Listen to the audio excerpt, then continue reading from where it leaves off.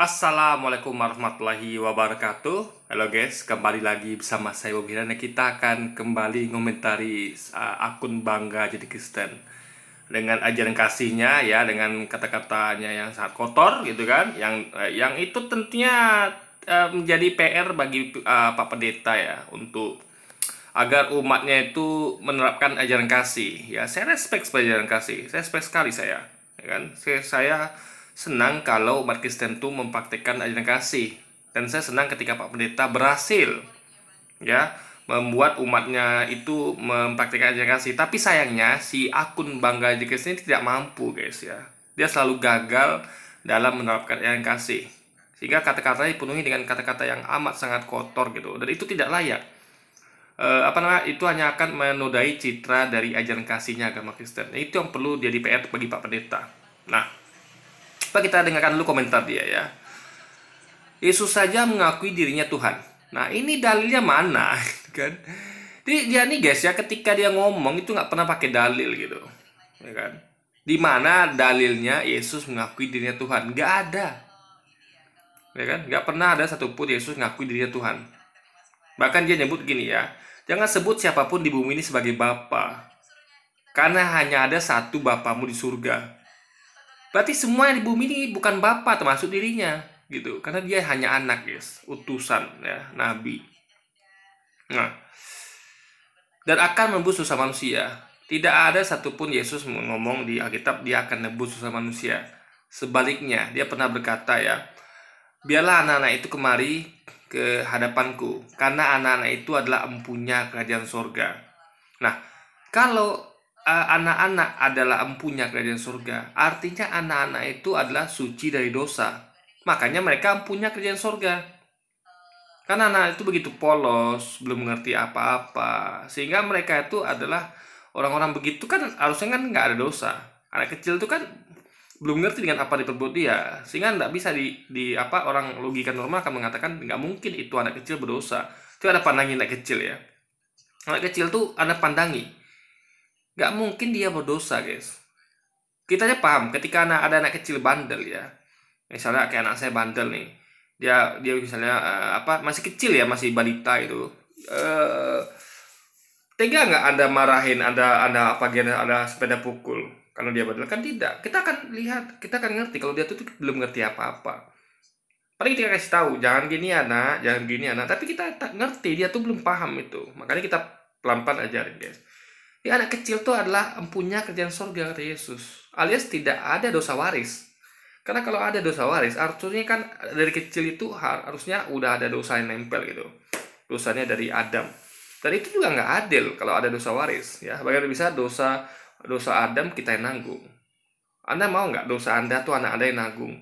Anda yang koruptor, korupsi, anak Anda yang kena akibatnya? Kan nggak mungkin guys. Bapaknya salah ya bapaknya salah, anaknya nggak salah. Itu logika manusia akal sehat tuh begitu guys. Nggak ada yang dapat menerima akal kalau bapaknya berbuat anaknya ikut nanggung, tuh nggak ada guys. Dan tidak ada ayat mengatakan Yesus mengusir orang Kristen. Loh, saya sudah sampaikan di Matius pasal 7 ayat 21-23. Ini saya bacakan ya. Saya saja guys ya, sampai hafal isinya. Ya. Coba Anda ketik ya. Saya bisa saja tampilkan di sini, tapi ini sekaligus saya pikir Anda lebih baik langsung cari sendiri untuk buktikan kata saya. Ya, kebetulan saya hafal. Jadi saya cukup membacakan hafalan saya kan. Nah, Matius pasal 7 ayat 21-23. Yesus berkata ini ya. Bukan setiap orang yang menyebut aku Tuhan Tuhan akan masuk ke dalam kerajaan surga. Nah, artinya bukan setiap orang yang nyebut dia Tuhan yang akan masuk ke kerajaan surga. Nah, artinya kalau tidak masuk ke dalam surga kemana? Ke neraka.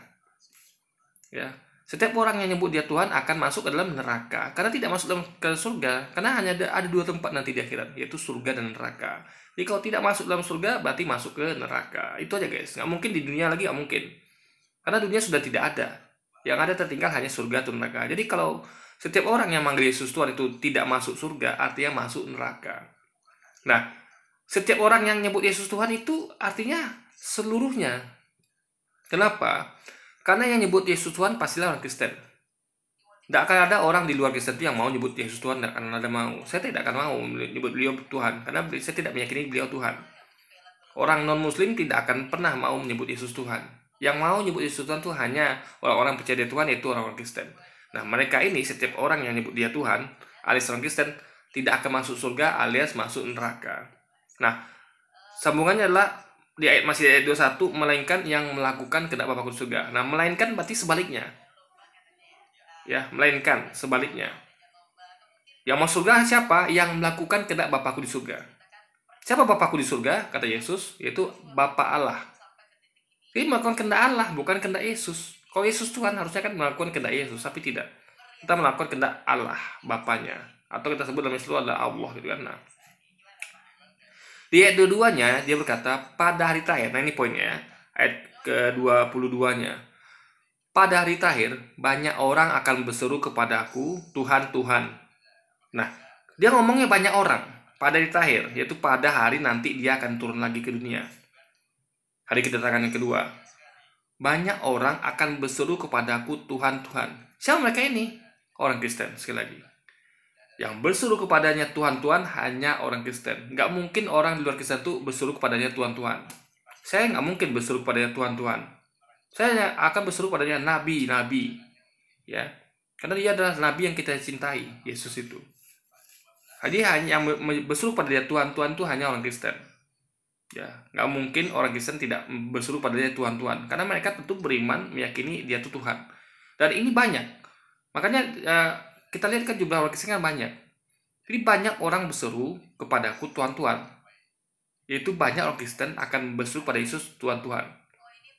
Nah, ini diperkuat lagi dengan kalimat berikutnya, yaitu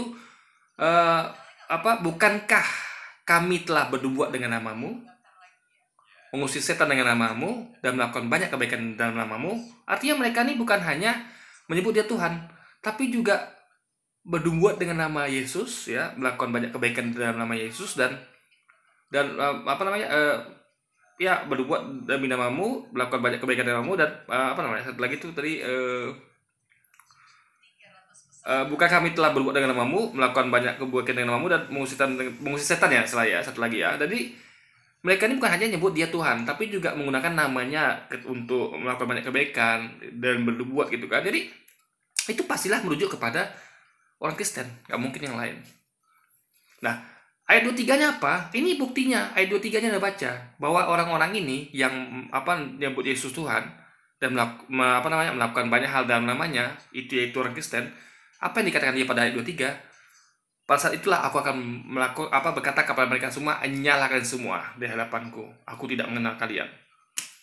Jadi Yesus berkata kepada orang-orang ini, yang orang Kristen ini ya, yang menyebut dia Tuhan dan melakukan banyak hal dalam namanya, itu diusirnya. Pergilah kalian dari hadapanku, nyala kalian dari hadapanku, ya. Aku tidak mengenal kalian. Pada saat itulah aku akan bersusah pada mereka. Jadi Yesus akan terus terang nanti. Mungkin sebenarnya dia belum terus terang, dia masih diam saja, ya kan. Walaupun jadi ada yang nyembah dia diam saja gitu. Nah, nanti baru dia akan terus terang. Pada saat itulah aku akan berterus terang pada mereka, mengatakan, nyalakan dari hadapanku, aku tidak mengenal kalian. Dia tidak mengenal orang-orang ini. Kenapa? Karena dia tidak pernah mengajarkan dia Tuhan, nggak pernah. Ya, nggak pernah. Dia mengajarkan, demikianlah mereka mengenal engkau, satu-satunya Allah yang benar. Jadi mereka tuh harusnya mengenal engkau, bukan aku gitu. Karena dia ngomong sebagai aku kan. Dia ngomongnya engkau, suatu entitas yang lain. Engkau satu-satunya Allah yang benar. Jadi hanya satu-satunya Allah yang benar tuh hanya engkau, kata Yesus. Kalau saya nyebut engkau, berarti bukan saya. Kalau Yesus nyebut engkau, berarti bukan dirinya. Jadi engkau itulah sesuatu entitas yang lain. Ya, demikianlah mereka mengenal engkau, kata Yesus.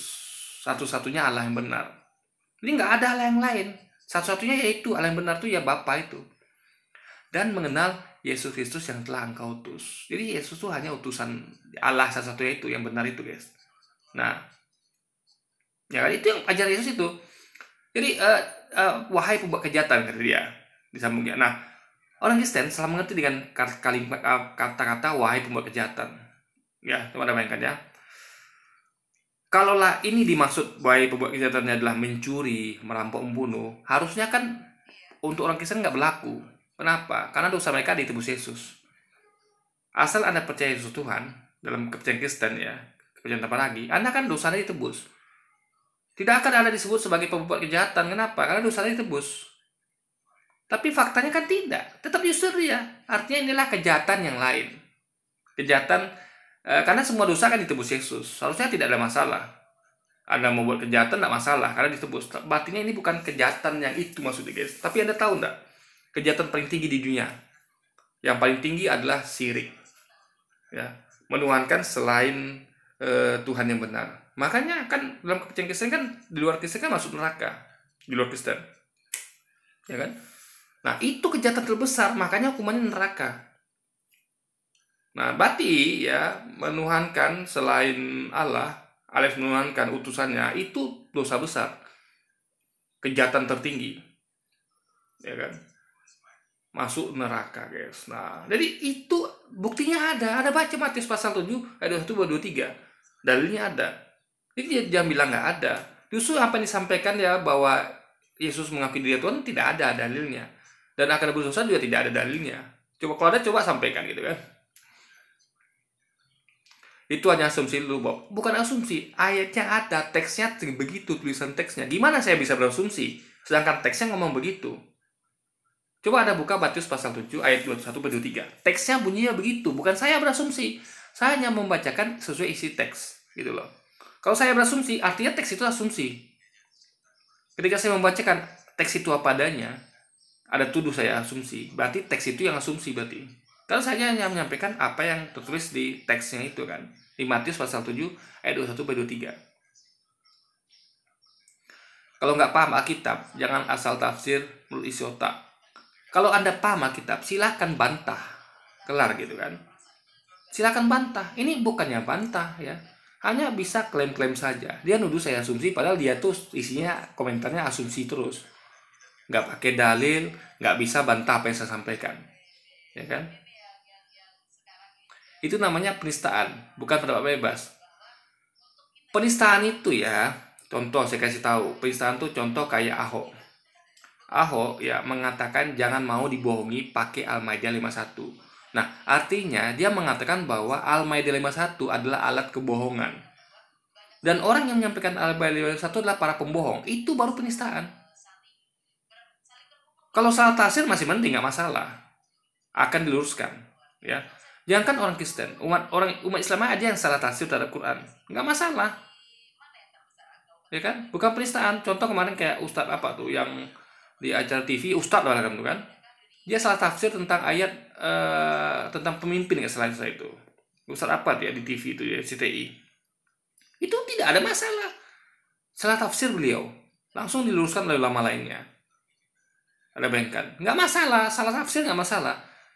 Tapi penistaan itu berhubungan dengan suatu hal yang menghina. Seperti Ahok mengatakan bahwa jangan mau dibohongi Al-Maidah 51, pakai Al-Maidah 51 artinya Al-Maidah 51 adalah alat kebohongan dan para orang yang menyampaikan itu adalah para pembohong. Nah, itu baru penistaan namanya.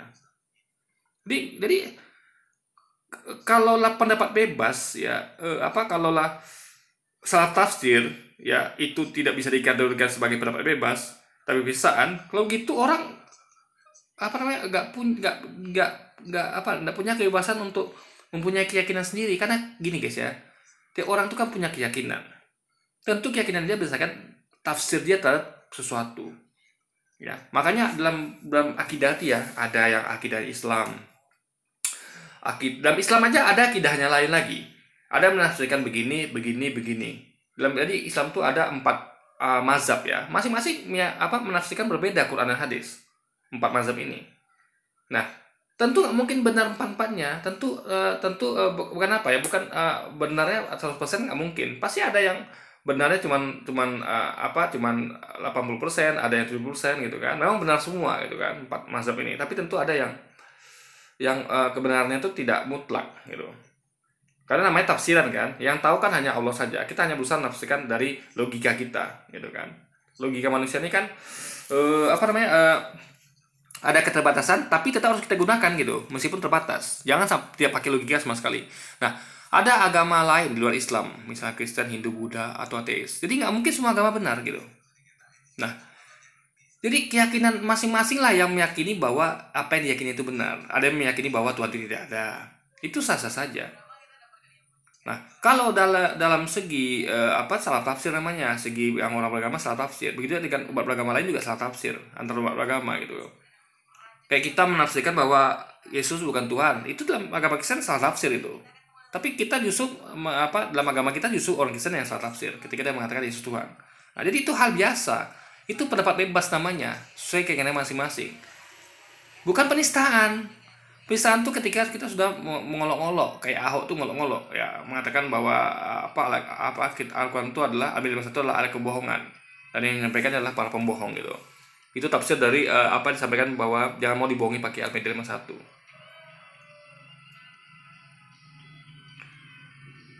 Tidak ada dalam Undang-Undang Dasar mengatakan orang Islam bebas menafsirkan Alkitab. Ya, untuk apa undang-undang membuat seperti itu? Ya, jadi gini loh. Untuk menafsirkan bahwa gini guys ya, kalau dia paham ya, kan kata dia undang-undang, tidak ada dalam undang-undang mengatakan orang Islam bebas menafsirkan Alkitab. Ya, hanya orang yang tidak berakal yang membuat aturan yang harus seperti itu. Soalnya kalau dia kaji undang-undang dasar, ya ada bacaannya tiap orang dibebaskan untuk meyakini kepercayaan masing-masing. Apa istilah itu? Kayak gitu-gitu lah guys. Jadi kita tuh diberi kebebasan untuk meyakini agama dan kepercayaan masing-masing. Artinya, ya, dalam Islam kita meyakini bahwa Yesus bukan Tuhan, gitu. Dan kita meyakini adanya kitab Taurat, Zabur, Injil, dan itu ada di dalam Alkitab. Makanya kita menafsirkan sesuai agama kita. Agama Islam mengatakan bahwa di dalam Taurat, Injil, Zabur itu Yesus menyebut dirinya bukan Tuhan. Dia menamakan Allah gitu. Jadi tafsir yang kita sampaikan terhadap Alkitab itu sesuai dengan tafsir yang Islam ajarkan, sesuai dengan akidah Islam. Bahwa kita punya keyakinan iman namanya ajaran nabi-nabi sebelumnya, percaya kepada nabi-nabi sebelumnya, dan kitab yang dituliskan sebelum Nabi Muhammad. Jadi masih make sense. Ya. Di Al-Quran itu dibahas tentang Taurat, Zabur, Injil, Nabi Isa atau Yesus, Nabi Musa atau Moses, dibahas di Quran.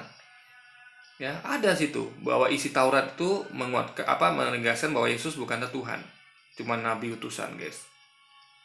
Makanya kita tafsirkan Taurat, Zabur, Injil yang di dalam Alkitab itu sesuai dengan yang disampaikan tafsir Quran, guys. Ini masih make sense, tapi ketika umat Kristiani justru mencoba menafsirkan Al-Quran, itu baru offset.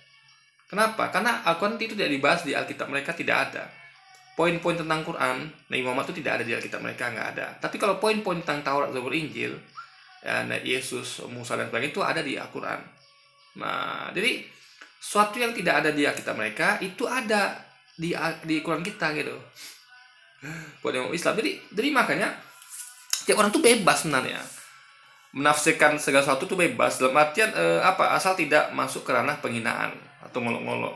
Dan itu adalah untuk kebebasan mengungkapkan pendapat. Sah dong orang punya beda keyakinan, ya kan?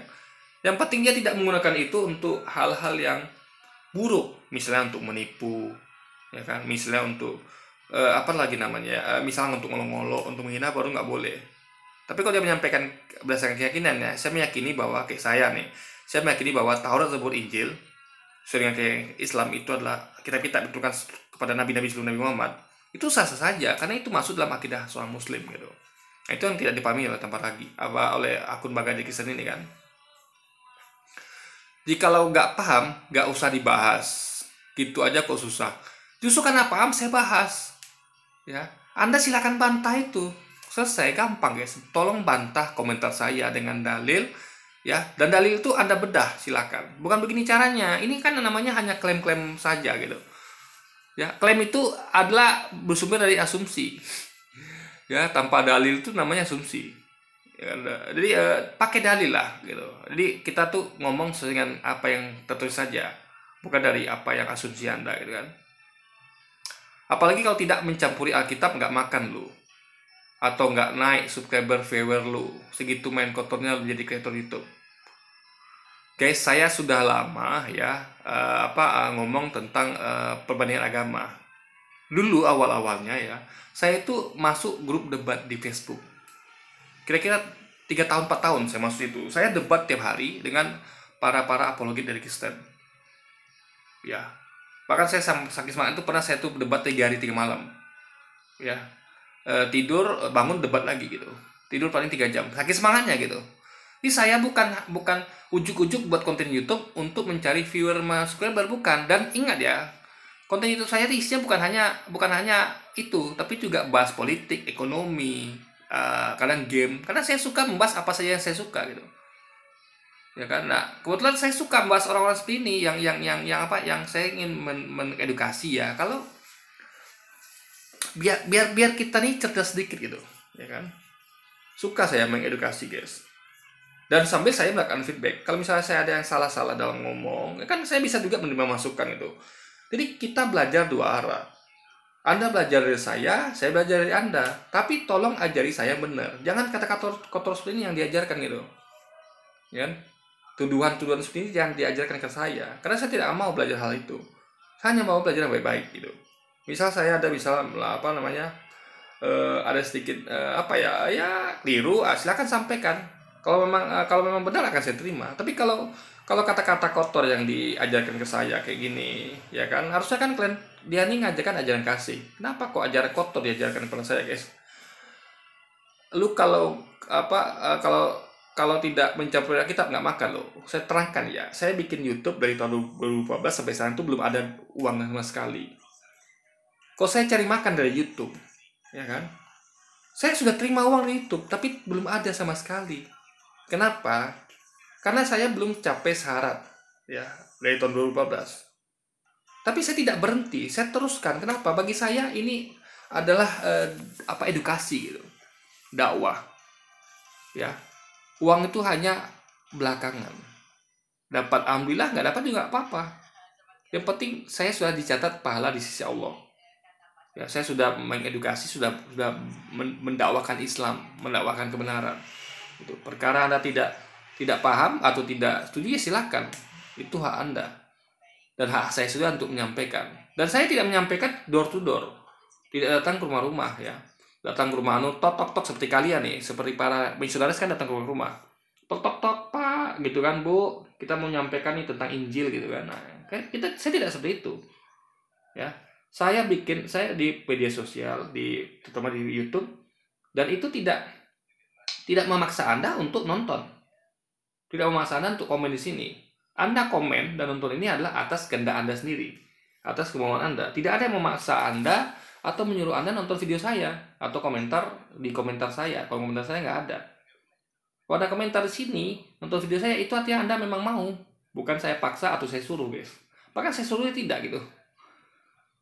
Sih sama kayak televisi ya. Televisi itu ya, kalau Anda mau nonton ya Anda akan putar channel itu. Kalau Anda tidak nonton, Anda pindah, skip gitu kan.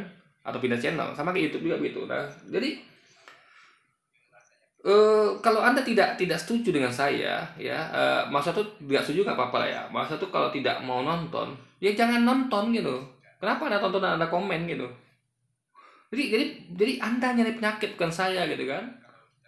Konten saya ini hanya untuk orang-orang yang mau mendengar, yang mau diedukasi. Tapi kalau Anda tidak mau diedukasi, ya silakan gitu. Kenapa Anda masih nonton video saya? Kenapa Anda masih nulis kolom komentar gitu kan? Dan saya sudah bantah berkali-kali pun ya, bahkan saya edukasi Anda ya, gunakan bahasa yang baik, gunakan dalil. Anda tidak juga mau berubah gitu kan? Atau nggak naik subscriber, viewer lu, segitu main kotornya menjadi kreator YouTube. Masa kita menyampaikan kebenaran, edukasi, hanya karena tidak sesuai dengan pendapat dia, itu dikatakan dia main kotor? Coba gimana? Jadi kata-kata dia yang kotor itu nggak main kotor namanya.